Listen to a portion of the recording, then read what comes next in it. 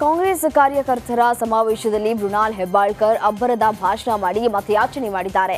ನಿಮ್ಮೆಲ್ಲರ ಮನೆ ಮಗನಾಗಿ ನಿಮ್ಮೆಲ್ಲರ ಸೇವೆ ಮಾಡಬೇಕು ಎಂಬ ಆಸೆಯಿಂದ ಸ್ಪರ್ಧೆ ಮಾಡಿದ್ದೇನೆ.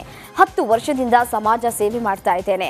ನಾನು ಇಷ್ಟು ಬೇಗ ಲೋಕಸಭೆಗೆ ಸ್ಪರ್ಧೆ ಮಾಡ್ತೇನೆ ಅಂತ ಅನ್ಕೊಂಡಿರಲಿಲ್ಲ. ನಿಮ್ಮೆಲ್ಲರ ಆಶೀರ್ವಾದದಿಂದ ಅವಕಾಶ ಸಿಕ್ಕಿದೆ. ಹೀಗಾಗಿ ಮಾದರಿ ಕ್ಷೇತ್ರ ಮಾಡಬೇಕು ಅಂತ ಗುರಿಯನ್ನ ಇಟ್ಕೊಂಡಿದ್ದೇನೆ. ನನಗೂ ಒಂದು ಅವಕಾಶವನ್ನ ಕೊಡಿ ಅಂತ ಹೇಳಿ ಮನವಿ ಮಾಡಿದ್ದಾರೆ. ನಿಮ್ಮ ಮನೆ ಮಗ ಅಂತ ನಾನು ತಿಳ್ಕೊಳ್ರಿ, ನಿಮ್ಮ ಊರಿನ ಮಗ ಅಂತ ತಿಳ್ಕೊಳ್ರಿ. ನನಗೂ ಕೂಡ ಒಂದು ಅವಕಾಶ ಕೊಡಿ. ನನಗೂ ಕೂಡ ನಿಮ್ಮ ಸೇವೆ ಮಾಡುವಂತ ಒಂದು ಆಸೆ ಇದೆ. ನನಗೂ ಕೂಡ ಒಂದು ಗುರಿ ಇದೆ. ನಮ್ಮ ಜಿಲ್ಲೆ, ನಮ್ಮ ಬೆಳಗಾವಿಯನ್ನ ಒಂದು ಮಾದರಿ ಕ್ಷೇತ್ರ ಮಾಡಬೇಕನ್ನೋ ಒಂದು ಗುರಿ ಇದೆ. ಇವತ್ತು ರಾಜ್ಯದಲ್ಲಿ ನಮ್ಮ ಸರ್ಕಾರ ಇದೆ. ನಮ್ಮ ತಾಯಿಯಾದಂಥ ಲಕ್ಷ್ಮೀ ಹೆಬ್ಬಾಳ್ಕರ್ ಅವರು ಇವತ್ತು ಸಚಿವರಿದ್ದಾರೆ. ಸತೀಶ್ ಅಣ್ಣ ಜಾರಕಿಹೊಳಿ ಅವರು ಕೂಡ ಸಚಿವರಿದ್ದಾರೆ. ರಾಜು ಸೇಠ್ ಸಾಹೇಬರು ಈ ಭಾಗದ ದೊಡ್ಡ ನಾಯಕರು, ಅವರು ಶಾಸಕರಿದ್ದಾರೆ. ಇವರೆಲ್ಲರ ನಾಯಕತ್ವದಲ್ಲಿ ಬೆಳಗಾವಿ ಜಿಲ್ಲೆಯನ್ನ ಅಭಿವೃದ್ಧಿ ಹತ್ರ ಒಯ್ಯಬೇಕನ್ನೋ ಒಂದು ಕನಸಿದೆ. ನಿಮ್ಮೆಲ್ಲರ ಸಹಕಾರ, ನಿಮ್ಮೆಲ್ಲರ ಮಂಡ್ಯ ಅಖಾಡಕ್ಕೆ ಸ್ಟಾರ್ ಪ್ರಚಾರಕಿಯಾದ ನಟಿ ರಮ್ಯಾ ಕಾಲಿಡಲಿದ್ದಾರೆ. ಕಾಂಗ್ರೆಸ್ ಅಭ್ಯರ್ಥಿ ಸ್ಟಾರ್ ಚಂದ್ರು ಪರ ಸ್ಯಾಂಡಲ್ವುಡ್ ಕ್ವೀನ್ ಏಪ್ರಿಲ್ 18 ಅಥವಾ 19ರಂದು ಕ್ಯಾಂಪೇನ್ ಅನ್ನು ನಡೆಸಲಿದ್ದಾರೆ.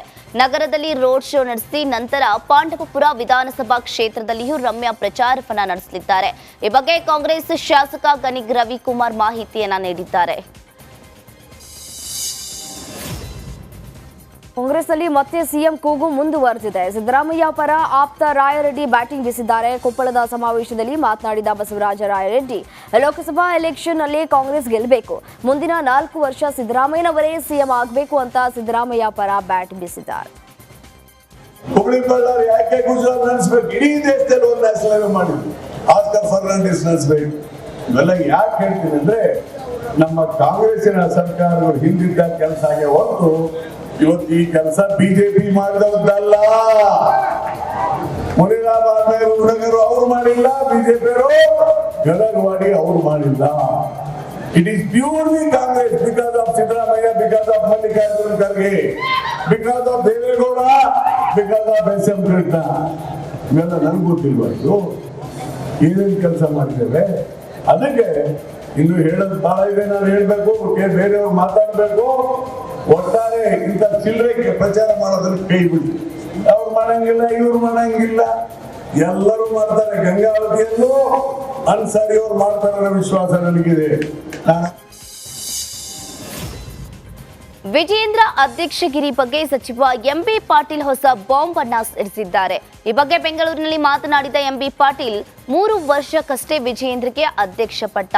ಲೋಕ ಎಲೆಕ್ಷನ್ಗಾಗಿ ವಿಜೇಂದ್ರ ನೇಮಕವಾಗಿದ್ದಾರೆ. ವಿಜೇಂದ್ರ 3 ವರ್ಷಕ್ಕಷ್ಟೇ ಅಂತ ಪ್ರಹ್ಲಾದ್ ಜೋಶಿ ಹೇಳಿದ್ದಾರೆ.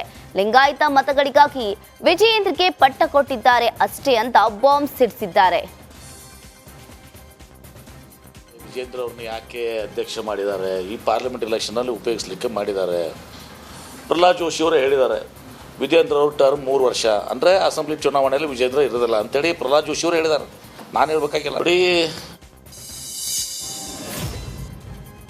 ಶಿವಮೊಗ್ಗ ಲೋಕಸಭಾ ಅಖಾಡ ರಂಗೇರಿದ್ದು ಈಶ್ವರಪ್ಪ ಹೆಸರು ಮತ್ತೊಮ್ಮೆ ಮುನ್ನೆಲೆಗೆ ಬಂದಿದೆ. ಶಿವಮೊಗ್ಗ ಲೋಕಸಭಾ ಕ್ಷೇತ್ರದಲ್ಲಿ ಇಬ್ಬರು ಈಶ್ವರಪ್ಪ ನಾಮಪತ್ರ ಸಲ್ಲಿಕೆ ಮಾಡಿದ್ದಾರೆ. ಒಂದೆಡೆ ಪಕ್ಷೇತರ ಅಭ್ಯರ್ಥಿಯಾಗಿ ಮಾಜಿ ಸಚಿವ KS ಈಶ್ವರಪ್ಪ ನಾಮಪತ್ರ ಸಲ್ಲಿಕೆ ಮಾಡಿದರೆ, ಮತ್ತೊಂದು ಕಡೆ ಶಿಕಾರಿಪುರ ತಾಲೂಕಿನವರಾದ DS ಈಶ್ವರಪ್ಪ ಎಂಬುವವರು ಪಕ್ಷೇತರ ಅಭ್ಯರ್ಥಿಯಾಗಿ ನಾಮಪತ್ರವನ್ನು ಸಲ್ಲಿಕೆ ಮಾಡಿದ್ದಾರೆ.